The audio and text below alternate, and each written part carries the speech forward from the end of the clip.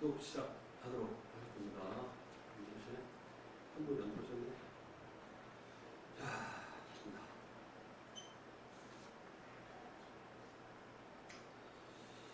자, 지금 레인과 요시아 왕에 대해서 함께 우리가 좀 인정하고 있죠.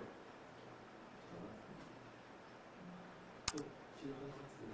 자, 요시아가 사는 날에 백성들의 가졌던 그 백성들이, 요시아 왕이 가졌던 그 나라의 백성들이 하나님 여호와를 섬기고 그 말씀에 순종하고 그리고 하나님을 떠나지 아니했다라는 것입니다. 말씀드렸듯이 훌륭한 지도자 한 사람이 얼마나 중요한지 잘 알 수 있는 부분입니다. 이 요시아가 사는 날은 온전히 하나님을 섬겼지만 이 요시아가 죽자 다시 신앙이 무너져 결국 유다 왕국은 멸망의 길로 갈 수밖에 없었습니다. 그래서 결국 그가 요시아가 죽은 지 22년 만에 남왕국 유다는 바벨론 제국에게 멸망을 당하고 말죠. 우리 신앙인들, 즉 우리 그리스도인들은 항상 이렇게 좋은 지도자가 되도록 노력을 해야 하고, 이미 세워진 지도자들은 또 하나님의 말씀을 또 두려워하는 마음을 갖게 하도록 하고, 또 그들만큼 하나님 말씀을 섬기도록 하고, 또 일하도록 기도를 해 줘야 한다는 것입니다. 하나님의 말씀이 왕과 지도자들에게 살아있으면, 그 마음에 살아있으면 나라가 살지만 그 말씀이 죽어있으면 말씀드렸듯이 나라도 죽고 맙니다. 그래서 영적인 레위 지파가 되는 목회자들과 우리 성도들은 항상 말씀을 존귀하게 여기면서 살아가야 하는 것이죠. 그러면 말씀이 되시는 그 하나님께서 우리 인생을 존귀하게 만들어 주신다라는 것을 지금 우리가 잘 깨달을 수가 있다라는 것입니다. 자, 영국의 복음주의 설교가로 유명한 로이드 존스 목사는 부흥이란 것이 뭐냐면은 이삭이 아브라함이 이전에 팠던 우물을 다시 파는 것이라 하고 말을 했습니다. 자, 유목민이던 아브라함과 이삭에게 그 당시 물은 매우 중요했습니다. 그래서 거처를 옮길 때마다 이 아브라함은 거처를 옮길 때마다 우물을 팠지요. 물은 곧 하나님의 은혜를 의미한다라고도 우리가 말합니다. 자, 그렇지만 아브라함이 죽고 나서 블레셋 사람들이 그 우물을 다시 메워버렸다는 것입니다. 그런데 아브라함의 아들 이삭이 다시 아브라함이 팠던 우물을 찾아서 다시 팠을 때 거기서는 물이 다시 나기 시작했다라는 것입니다. 자, 부흥은 막혔던 은혜의 우물을 다시 파는 것, 그래서 그 은혜를 다시 마시는 것이다라고 이 목사는 말하고 있는 것입니다. 우물을 다시 팔기 위해서는 블레셋 사람들이 우물을 막기 위해서 막아버린 쓰레기와 잡동사니 그런 것들을 걷어내야 한다라고 말합니다. 그래서 이 존 로이드 목사는 우리에게 부흥이 있기 위해서는 불신앙과 오염되고 또 삐뚤어진 교리와 잘못되고 정통 버려버리는 죽어버린 신앙, 그죠? 잘못된 신앙, 이런 것들을 걷어내고 또 우리 영적 무력증과 같은 이 영적 쓰레기를 걷어내야 한다라고 말했습니다. 자, 아브라함의 우물이 블레셋에 막혀버린 그 우물을 이삭이 다시 파듯이 이러한 것들을 파내야만이 다시 물을 마실 수 있다라는 것을 말하는 것입니다. 자, 왜 유다 왕국이 멸망을 했는가 합니다. 하나님을 버리는 불신앙, 우상을 숭배하는 신앙, 하나님보다 이방 나라를 더 의지하는 신앙, 하나님이 세우고 보낸 제사장들과 선지자들의 말을 멸시하고 무시하는 잘못된 지식, 그리고 인간의 생각과 방법으로 나라를 다스렸기 때문에 멸망의 길로 갔다라고 말하는 것입니다. 이제 무너진 왕국을 다시 세우는 길, 다시 부흥이 오려면은 만왕의 왕이신 예수 그리스도를 믿는 절대적인 신앙이 우리 마음에는 필요하다라는 것입니다.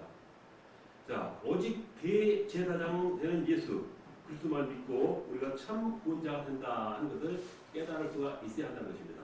자, 이와 같은 모든 것을 제거해 주신 분, 막심을 뚫어주고 삐뚤은 신앙, 불순한 것들을 모두 제거할 수 있게 해주는 것이 바로 우리 예수 그리스도의 보혈의 피다라고 말씀을 드리는 것입니다. 이래야만이 다시 부흥이 찾아올 수 있다라고 말씀을 드릴 수가 있겠습니다. 자, 이렇게 37장 레인과 요시야 왕에 관해서 비교적 자세히 여러분과 함께 연구를 했습니다.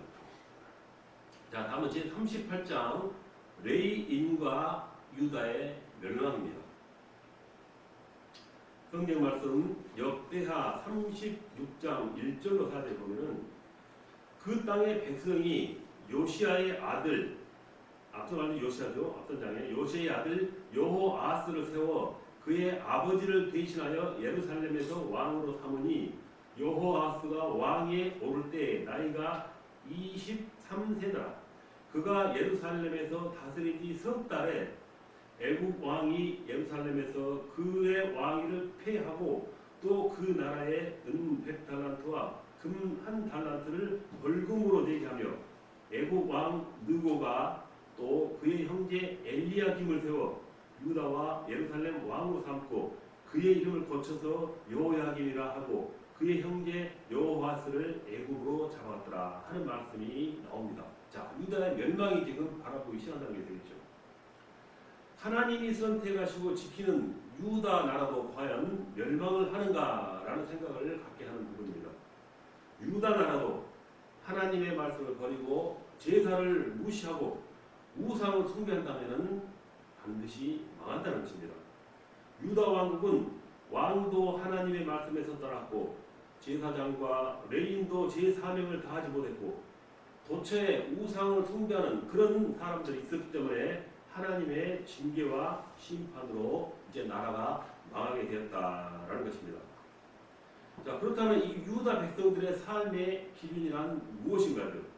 바로 율법입니다. 율법의 핵심은 마음을 다하고 뜻을 다하고 목숨을 다하고 힘을 다하여 여호와 하나님을 섬기는 것입니다. 어디서 여호와를 섬기는가? 바로 그들이 하나님께서 누차 말씀하셨던 성막과 성전입니다. 이 성전 예배를 담당하는 곳이 바로 제단이고 주관하는 사람이 제사장이라는 것입니다. 성전 예배를 잘 할 수 있도록 도와주는 자는 왕이며 왕 앞에는 항상 이 율법이 있어야 한다는 것이죠. 유다 나라, 자 바로 하나님 택하신 백성이죠. 유다 나라의 왕이 되면은 제사장이 준 율법을 복사하여 옆에 두고 나라를 다스려야 한다라고 말씀을 읽었었습니다. 그리고 율법을 떠난 왕과 백성들에게 율법을 지키도록 말하는 사람이 바로 선지자들입니다. 왕과 제사장과 선지자가 각각 위치에서 사명을 잘 감당해야만이 유다 나라가 산다는 것이죠. 왕과 제사장과 선지자 중에 가장 강력한 통치권을 갖고 있는 사람은 바로 왕이죠.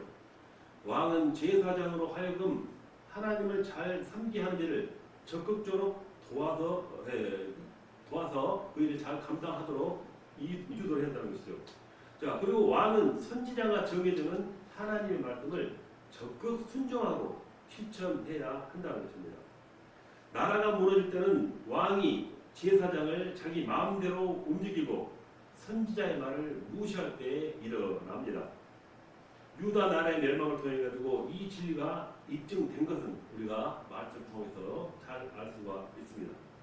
자, 유다 나라의 마지막 4명의 왕은 나라가 멸망하는 일만 했다라는 것입니다. 자, 그래서 유다의 멸망이라고 우리가 말씀을 드린 것입니다.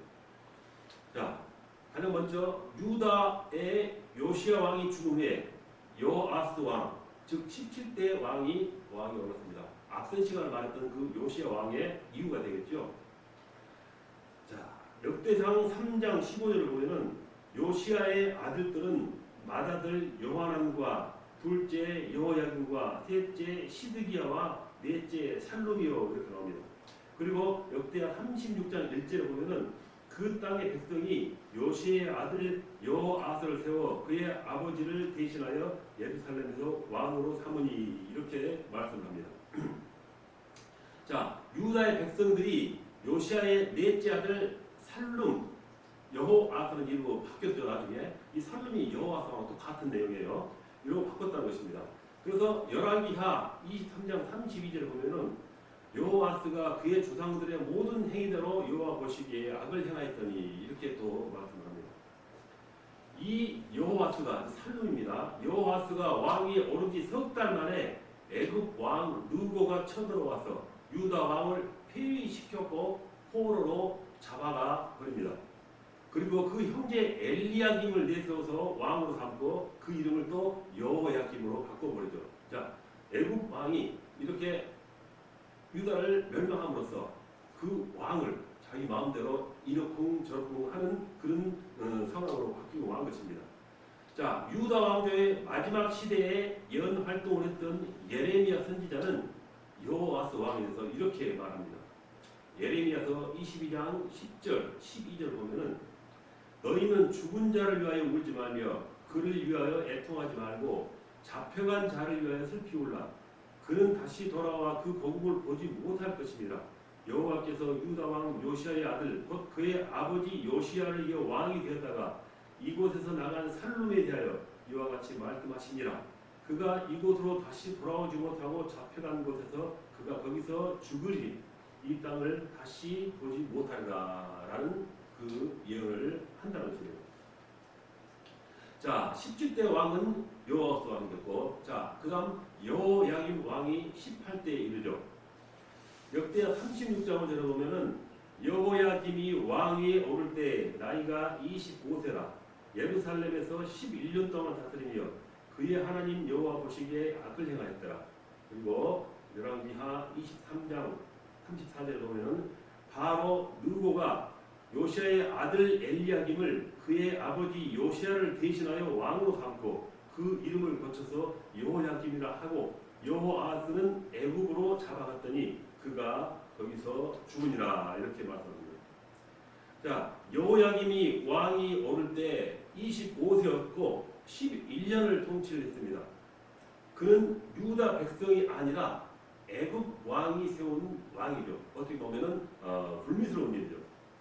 이 애굽 왕이 그를 왕위에 올리면서 엘리야김을 또 여호야김이라는 이름으로 바꿨습니다. 자, 애굽 왕이 유다 나라의 왕의 이름을 바꿨다는 것은 너희들은 우리나라에 소속되었다라는 것을 간접적으로 표현해 주는 것입니다.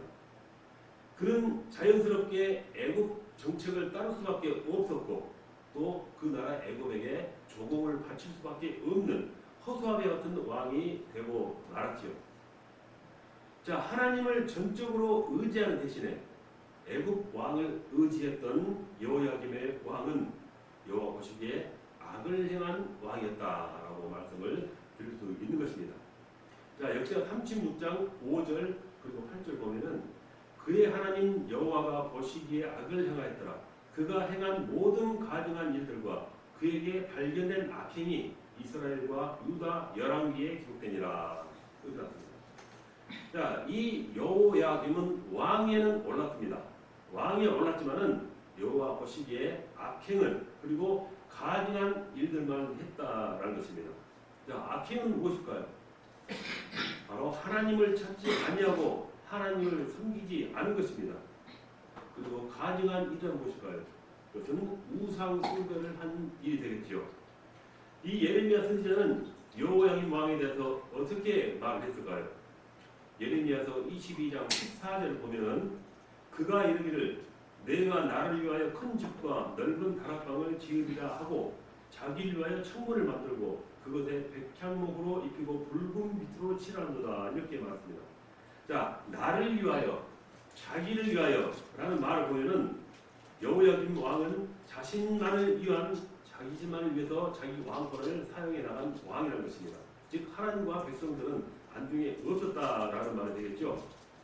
왕은 하나님을 위하고 백성을 위하면서 살아야 합니다. 그뿐 아니라 선지자가 하는 그 말을 그 전하는 말씀을 하나님의 말씀으로 귀담아 듣고 실천을 또한 해 나가야 됩니다.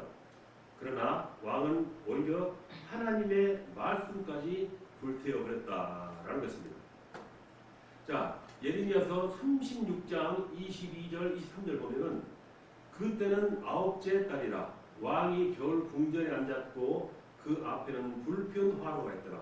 여후디가 서로 쪽을 낭독하면 왕이 칼로 그것을 연하여 베어 화로불에 던져서 두루마리를 모두 태웠더라. 이렇게 말합니다. 자기만을 위하여 온갖 악행과 또 가증한 일을 저지르고 율법의 말씀을 이렇게 불태운 여호야김의 왕의 행위를 통해서 우리는 유다의 멸망이 문 앞에 온 것을 알 수가 있습니다. 하나님의 말씀을 불태운 이 악행을 한 왕은 어떻게 되었는가이죠. 역대하 36장 6절에 바벨론 왕 느부갓네살이 올라와서 그를 치고 그를 쇠사슬로 결박하여 바벨론으로 잡았고 결국 잡혀간 것입니다. 예레미야서 36장 30절 그러므로 여호와께서 유다의 왕 여호야김에 대하여 이와 같이 말씀하시니라. 그에게 다윗의 왕위에 앉을 자가 없게 될 것이요 그의 시체는 버림을 당하여 낮에는 더위 밤에는 추위를 당하리라 라는 선지자의 말씀을 읽을 수가 있는 것입니다. 자, 이 여호야김 왕은 왕다운 모습은 전혀 보이지 않고 자신만을 위하여 살다가 포로로 붙잡혀가 죽임을 당했던 비참한 왕입니다. 유다의 왕이 되면은 무조건 하나님을 찾아야 한다는 것을 망각하고 사는 것이죠. 하나님만을 섬겨야 한다는 것을 잊어버렸다는 것입니다. 그리고 항상 율법의 말씀을 옆에 두고 그 말씀대로 나라를 이끌어 가야만이 나라가 살 수 있다는 것까지 생각지 못하는 거죠. 그래서 하나님의 도움과 인도를 받아야만이 나라가 안정되고 부강하다는 것을 까맣게 잊고 살았던 악한 왕이었다라고 볼 수가 있겠습니다. 자, 그 다음에 이제 제19대 여호야김 왕이죠.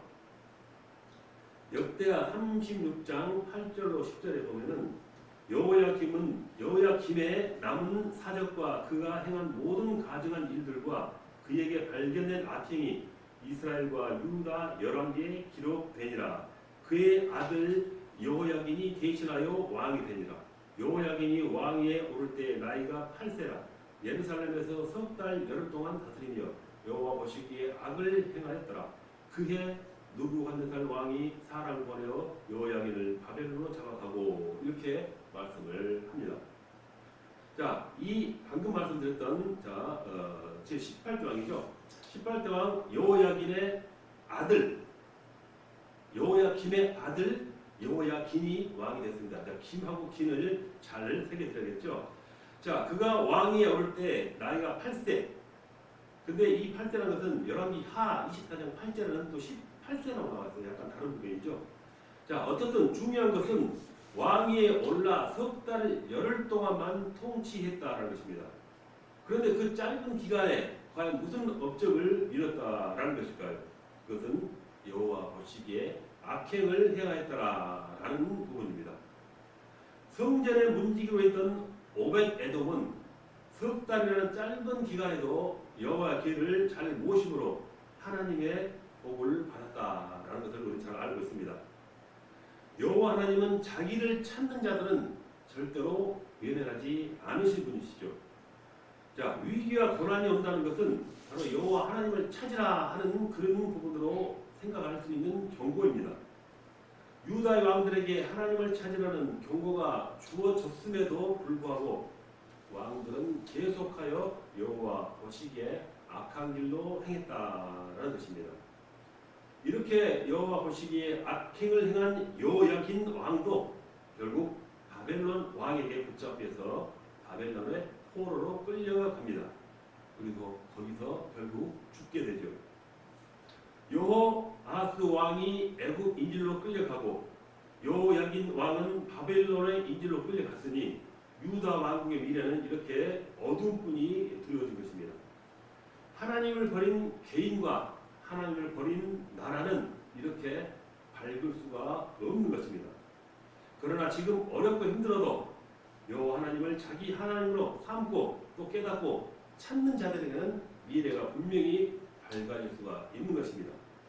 신앙은 여호와 하나님을 나의 하나님으로 삼고 살아가는 것이다 라고 아무리 강조해도 지나치지 않은 부분이죠.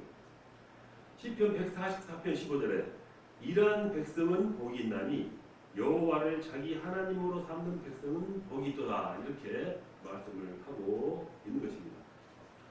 자, 17대 왕, 18대 왕, 19대 왕 그리고 마지막에 이제 시드기야 왕이 유다의 마지막 왕 20대 왕이 되어가는 것이죠. 자, 이렇게 후반기에 네 왕이 결국 유다를 멸망의 길로 이끌었다라는 것을 우리가 지금 차례차례 하나씩 바라보고 있는 것입니다. 자, 역대하 36장 10절에 그해 느부갓네살 왕이 사람을 보내어 여호야긴을 바벨론으로 잡아가고 여호와의 전에 귀한 그릇들도 함께 가져가고 그의 숙부 시드기야를 세워 유다와 예루살렘 왕으로 삼았더라 이렇게 말합니다. 그리고 열왕기하 보면은 24장 17절에 바벨론 왕이 또 여호야긴의 숙부 마따니냐를 대신하여 왕으로 삼고 그 이름을 고쳐서 시드기야라 했더라. 이 두 가지 말씀을 우리가 견주어서 생각을 드리겠죠.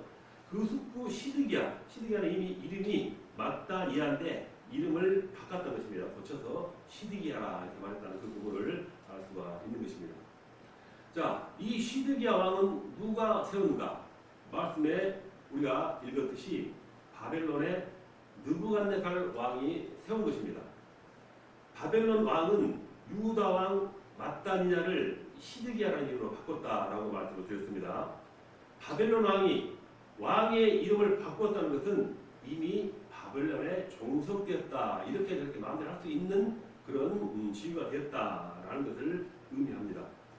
이것을 보면은 유다 나라의 지도자들과 그 백성들이 아무 힘이 없었음을 알 수가 있는 부분이죠. 자, 하나님이 함께하고 또 하나님이 붙들어 주지 않으시면은 아무 힘도 쓸 수 없다라는 것을 이 왕들의 모습에서 우리는 지금 잘 깨닫고 교훈받을 수 있는 내용이라는 것입니다. 자, 역대하 36장 11절 시드기야가 왕위에 오를 때 나이가 21세라 예루살렘에서 11년 동안 다스리며 이렇게 시드기야가 왕위에서 다스린 그 날짜를 이제 말씀으로 증거해 주고 있습니다. 자, 그렇다면 이 시드기야 왕은 그 왕에 있을 동안 11년 동안 무슨 일을 했는가라는 것이죠. 역대하 36장 12절 13절 보면은 그의 하나님 보시기에 악을 행하고 선지자 예레미야가 여호와의 말씀으로 일러도 그의 앞에서 겸손하지 아니하였으며 또한 느부갓네살 왕이 그를 그의 하나님을 가리켜 맹세하게 하였으나 그가 왕을 배반하고 목을 곱게 하여 마음을 완악하게 하여 이스라엘 하나님 여호와께로 돌아오지 아니하였고, 자, 선지자의 말씀도 듣지 않고 또 자기를 침범한 나라 그 느부갓 타국의 왕이 오히려 타국의 왕이 하나님의 말씀을 들으라 하는 말까지도 목을 곱게 하고 듣지 않았다라고 하는 것입니다. 그의 신앙이 얼마인가를 단적으로 알 수 있는 부분이죠. 자, 이 시드기야 왕이 11년 동안 했던 일들은 과연 무엇을 했을까요? 자, 여호와 보시기에 악을 행했다라는 걸 가장 첫째로 꼽을 수가 있습니다. 그리고 선지자 예레미야가 하나님의 말씀을 아무리 전해도 교만하고 무시했다라고 앞선 말씀에서 우리가 찾아볼 수 있습니다. 다음은 바벨론 왕이 도와주려고 했는데 오히려 왕이 배반했다. 이런 것을 우리가 알 수 있고요. 그 다음 이스라엘 하나님 여호와께로 결국 돌아오지 아니했다라는 것을 우리가 알 수 있습니다. 12년 동안에 이 일만을 했다라는 것입니다. 자, 예레미야 선지자는 시드기야 왕을 통하여서 바벨론 왕의 도움을 받으라고 말합니다. 그래서 하나님은 예레미야 선지자를 보내서 이렇게 한 가닥의 희망, 그 빛을 보냈다라고 우리는 생각할 수가 있습니다. 그러나 이 시드기야 왕은 선지자의 말을 듣지도 아니하였고 도움을 주려는 바벨론의 왕의 말도 듣지 않고 오히려 거역을 했다라는 것입니다. 자, 하나님의 중계 중에 하나가 하나님께 머리 숙여서 경배하지 않으면은 이방 사람들에게도 고개를 숙이게 된다라는 것을 우리가 이 글을 통해서 알 수 있습니다. 시드기야 왕은 하나님도 섬기지 않고 예레미야가 지시한 대로 바벨론 왕에게도 고개를 숙이지도 않았습니다. 결국 하나님께로 돌아오지 않아서 멸망의 길로 하고 말았다는 것입니다. 자, 시드기야왕은 이렇게 여호와께로 돌아오지 않고 선지자의 말도 듣지 않았다는 것입니다. 그래서 어떤 일이 생겼을까 하는 것이죠. 자, 그래서 성경 말씀을 보면은 역대하 36장 14절 16절 보면은 모든 제사장들의 우두머리들과 백성도 크게 범죄하여 이방 모든 가증한 일을 따라서 여호와께서 예루살렘에 거룩하게 두신 그의 전을 더럽게 하였으며 그 조상들의 하나님 여호와께서 그의 백성과 그의 거하신 곳을 아끼사 부지런히 그의 사신들을 그 백성에게 보내어 이르셨으나 그 백성이 하나님의 사신을 비웃고 그의 말씀을 멸시하며 그의 선지자를 욕하며 여호와의 진노를 그의 백성에게 미치게 하여 회방할 수 없게 하였으므로 이렇게 말을 합니다. 자, 시드기야 왕이 여호와께 돌아오지 않고 선지자의 말도 듣지 않았다 이렇게 말씀한 것입니다. 자, 어떤 일이 생겼을까요? 모든 제사장들의 우두머리들과 백성들도 크게 범죄했습니다. 이제 제사장들과 그를 다른 지도자들까지도 모두 다 범죄하게 됐다는 것입니다. 자, 제사장들이 무너지면 모든 것이 끝나죠. 더 이상 가망이 있을 수가 없습니다. 유다 나라가 어렵고 힘들 때마다 다시 그래도 일어날 수 있었던 것은 제사장들이 목숨을 걸고 계획을 했고 하나님을 다시 찾게 했기 때문입니다. 그러나 지금 모든 제사장들의 우두머리들이 지도자들이 다 함께 타락을 했다는 것입니다. 자, 왕을 비롯해서 유다 나라 전체가 신앙이 무너졌음을 우리가 알 수 있습니다. 하나님을 향한 신앙이 무너지면은 다른 것들도 점차 무너지게 되고 말지요. 자, 다른 일, 어떤 일이 또 생겼을까요? 가증한 일, 우상 숭배로 예루살렘의 거룩성을 파괴하여 더럽게 했습니다. 자, 예루살렘 성전은 오로지 여호와 하나님을 섬기는 거룩한 곳입니다. 그곳에 가증한 물건들 그리고 우상들이 여기저기 서게 됐다는 것이죠. 하나님의 성전을 이렇게 가증하게 했다는 것은 그들의 신앙이 무너졌음을 객관적으로 보여주고 있는 것입니다. 자, 다음은 선지자를 보내서 하나님께로 돌아오라고 그렇게 읽었으나 그것도 무시하고 멸시한 것이죠.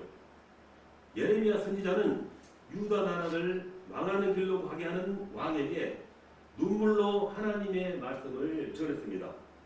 왕은 하나님의 말씀을 대언하는 선지자를 그 말이 듣기 싫어서 그를 감옥에 가둬버리고 말죠. 예레미야서 32장 1절 5절에 유다의 시드기야 왕 열째 해 곧 느부갓네살 18째 해에 여호와의 말씀이 예레미야에게 임하니라.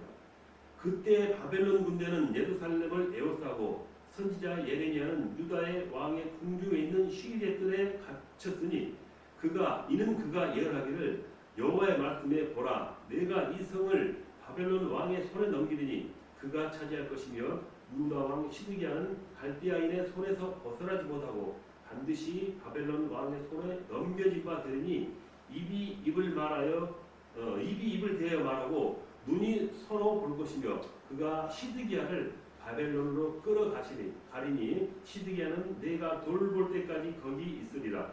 여호와께서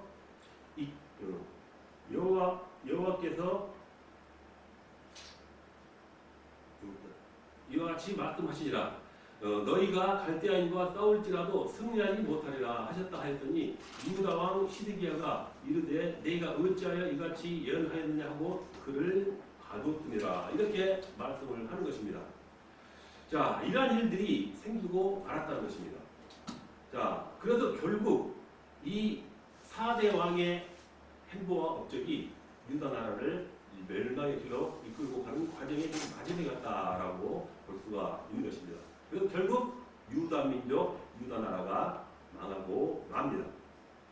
자, 그래서 역대하 36장 17절 21절에 보면은 하나님이 갈대아 왕의 손에 그들을 다 넘기시되 그가 와서 그들의 성전에서 칼로 청년들을 죽이며 청년 남녀와 노인과 병약한 사람을 긍휼히 여기지 아니하였으며 또 하나님의 전에 대소 그릇들과 여호와의 전에 보물과 왕과 방백들의 보물을 다 바벨론으로 가져가고 또 하나님의 전을 불사르며 예루살렘 성벽을 헐며 그들의 모든 궁실을 불사르며 그들의 모든 귀한 그릇들을 부수고 칼에서 살아남은 자를 그가 바벨론으로 잡아가매 무리가 거기서 갈대아 왕과 그의 자손의 노예가 되어 바사국이 통치할 때까지 이르니라. 이에 토지가 황폐하여 땅이 안식년을 누림같이 안식하여 70년을 지냈으니 여호와께서 예레미야의 입으로 하신 말씀이 이루어졌다라는 말입니다. 자, 무슨 말씀일까요? 이 말씀들이. 자, 갈대아 바벨론이죠. 갈대아 왕이 칼로 사람을 죽였다라고 가장 먼저 우리가 정해 볼 수가 있습니다. 청년 남녀와 그리고 병약한 노인들 이들을 긍휼히 여기지 않고 죽였다라는 것입니다. 자, 청년 남녀와 노약한 자들이 그들이 무슨 잘못이 있겠는가 하는 것이죠.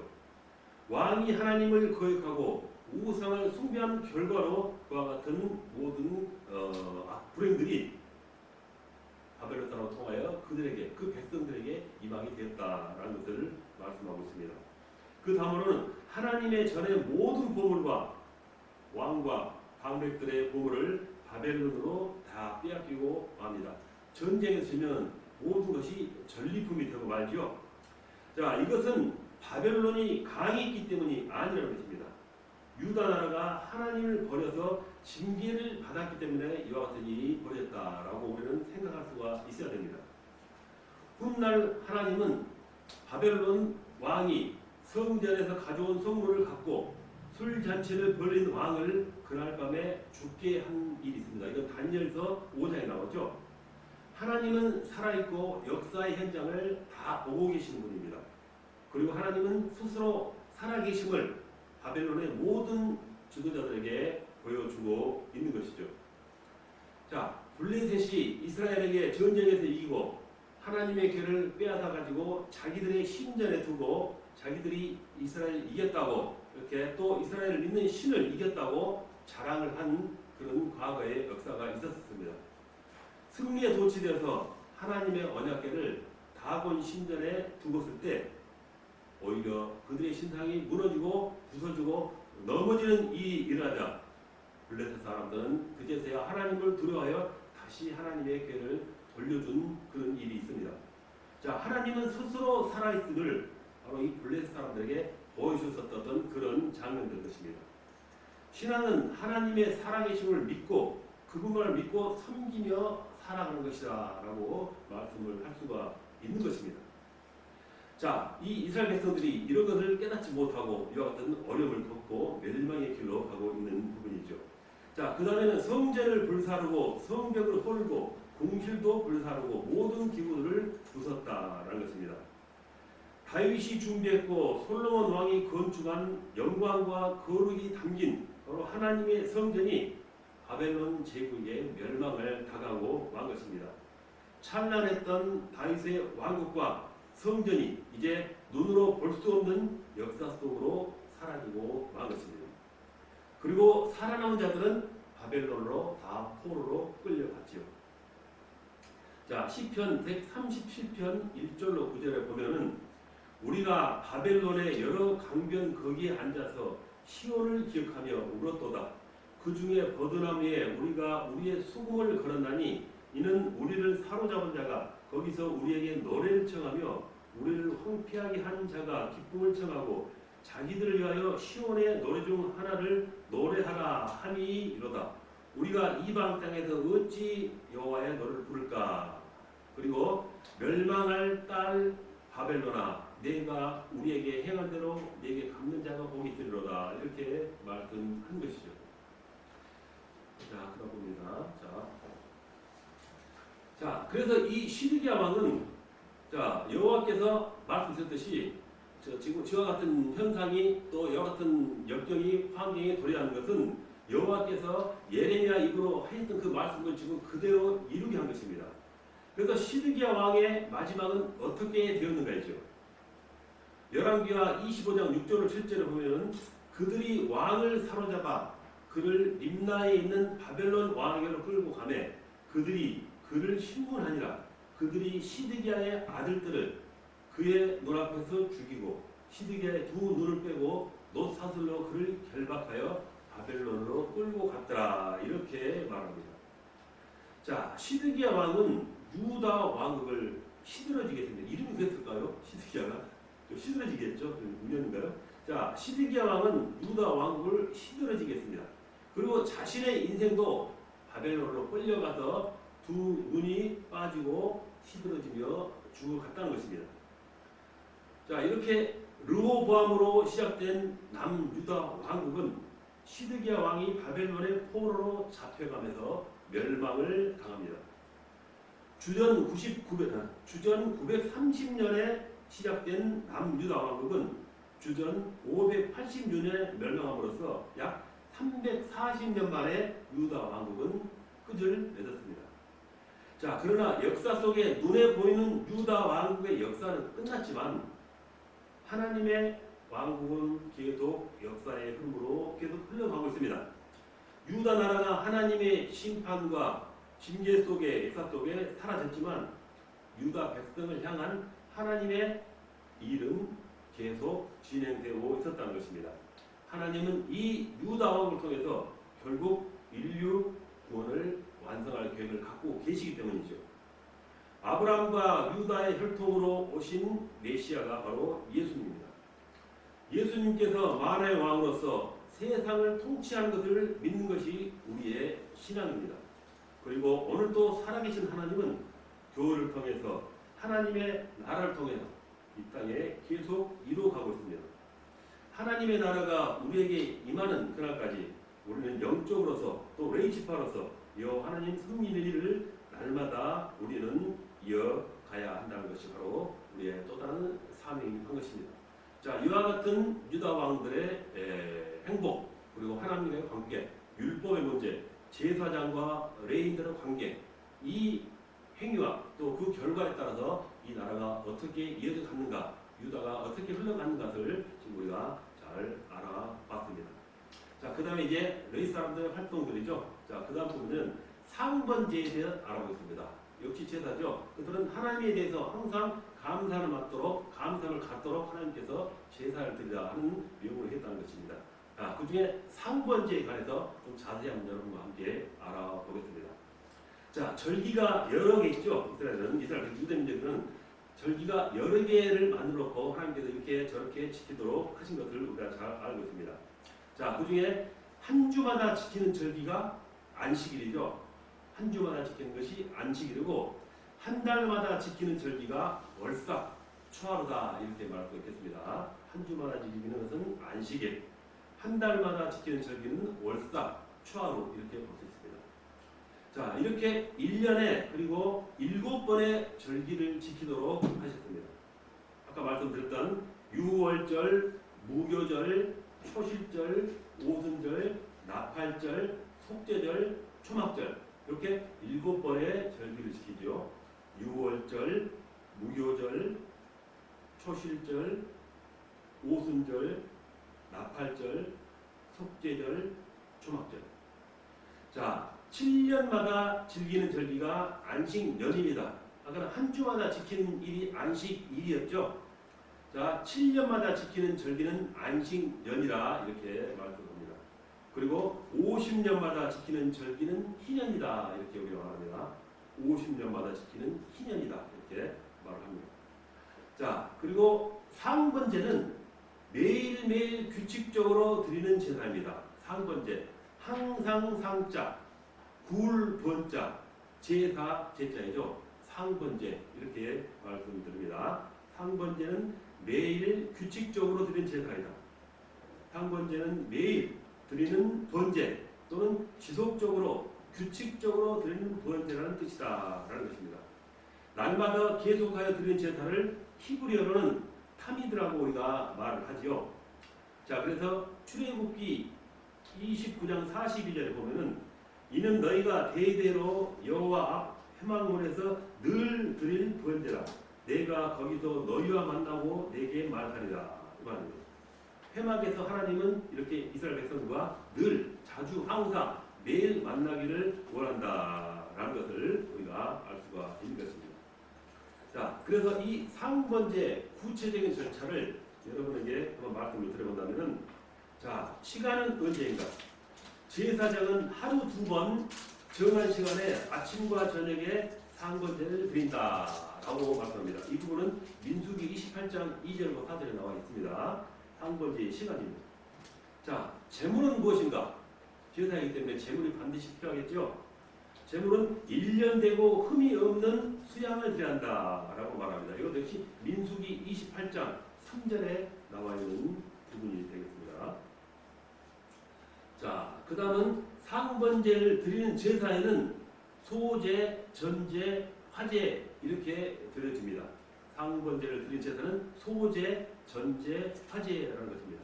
자, 소제라는 것은 곡식으로 드리는 제사이죠. 자, 민수기 18장 5절에 나온 내용이고요. 전제는 제물에다가 포도주를 뿌려서 드리는 제사이다. 여기 민수기 18장으로 쭉 나와 있는 내용들입니다. 자, 화제는 번제물과 소제물, 전제물을 섞어서 번제단 위에 올려서 너와 불로 태우는 제사이다. 이것이 화제라는 것입니다. 그래서 상번제를 드리는 제사는 소제, 전제, 화제 형식으로 드린다라고 말씀드릴 수 있습니다. 상번제는 매일 드리는 제사입니다. 자, 여호와께 드리는 향기로운 화제며 제물이 태워지면서 나는 냄새를 하나님께서 향기로 받으신다라는 말을 이렇게 말씀합니다. 여호와께 드리는 향기로운 화제 이렇게 말씀하죠. 자, 말씀드렸듯이 번제는 히브리어로 올라인데, 히브리어로 올라요. 그 뜻은 올라가다, 우리말로 상승하다라고 말씀합니다. 우연이실까요? 히브리어 말로 올라인데 우리나라 말로도 올라가는, 번제는 연기가 태워서 올라가는 것이죠. 자, 이게 참 우연하게 히브리어도 올라, 우리말로도 올라가다, 상승하다라는 것이 바로 번제의 뜻입니다. 자, 우리말 발음과 비슷하게 생각한다면 우리가 기억하기가 쉽게 될 것 같습니다. 아침과 저녁으로 상번제를 드리면은 그 향기가 하늘로 올라간다라는 말씀입니다. 그래서 그것을 하나님이 받으시고 기뻐하시고 또 그 하나님의 사랑스러운 마음으로 그 백성들에게 은혜와 복을 베풀어 주신다라고 하는 것이 그 상번제를 드리는 의미다라고 말씀합니다. 자, 그렇다면 이 상번제의 영적인 의미는 무엇일까요? 이 부분까지 우리가 생각해 봐야겠죠. 오늘 교회는 예배 시간을 정해 놓습니다. 예배 시간에 와서 예배를 드리는 것이 가장 기본이죠. 상번제도 왜 시간을 정해놓고 드렸다라는 것과 일맥상통한 부분입니다. 그리고 매일매일 하나님과 더불어서 영적인 교제를 나누어야 합니다. 제사장은 어떤 일이 있어도 매일 드리는 제사, 상번제를 중단하면 안 된다입니다. 제사장이 매일매일 예배를 드렸듯이 교회는 매일마다 하나님께 드리는 예배가 있어야 한다는 것입니다. 교회에서 예배, 가정에서 예배를 통해서 날마다 하나님을 만나야 한다는 것이죠. 아무리 바쁘고 힘든 일이 있어도 예배보다 더 소중한 일이 없다는 그런 정신을 가지고 항상 먼저 하나님을 섬기는 일을 해야 한다는 것이죠. 날마다 하나님과 교제하는 삶을 만들어서 시행하면은 반드시 하나님께서 좋은 일을 또 복 주신다라는 것을 깨우칠 수 있는 그런 말씀인 것입니다. 자, 상번제 매일 드려지는 제사죠. 자, 우리 교회는 매일 상번제를 드리죠. 웬만한 일반 교회는 매일 드리는 교회가 없어요. 거의 그렇더라고요. 근데 우리 태피교회는 매일매일 드리는 이 상번제이기 때문에 여기 찾는 분들은 아마 하나님의 복을 진짜 많이 받으실 거라고 믿습니다. 오늘 좀 얘기를 마치고 다음 시간에 뵙겠습니다. 기도하겠습니다. 하나님 아버지 감사합니다. 오늘 또 하나님의 사랑과 인도로 우리 신학교를 인도하여 주셔서 하나님께서 주시는 또 지식과 지혜를 우리에게 베풀어 주심을 감사드립니다. 항상 하나님께서 생각하시는 거룩한 뜻이 있어서 우리를 이 자리에 함께 하시도록 믿습니다. 항상 하나님의 인도하심과 하나님의 능력이 우리들에게 임하게 하셔서 우리에게 주신 그 사명을 잘 감당해내는 우리 사명자들, 신학생 되게 하여 주시옵소서. 그들 앞길을 항상 열어주시고 힘을 주시고 복을 주셔서 복된 길을 향하는 우리 사명자들 되게 하여 주시옵소서. 가는 곳마다 복음 전해 주시게 하시고 가는 곳마다 사랑이 넘치게 하여 주시옵소서. 강건하게 하여 주시옵소서. 감사드리며 우리 주 예수 그리스도 이름으로 기도합니다. 아멘. 여러분 수고하셨습니다.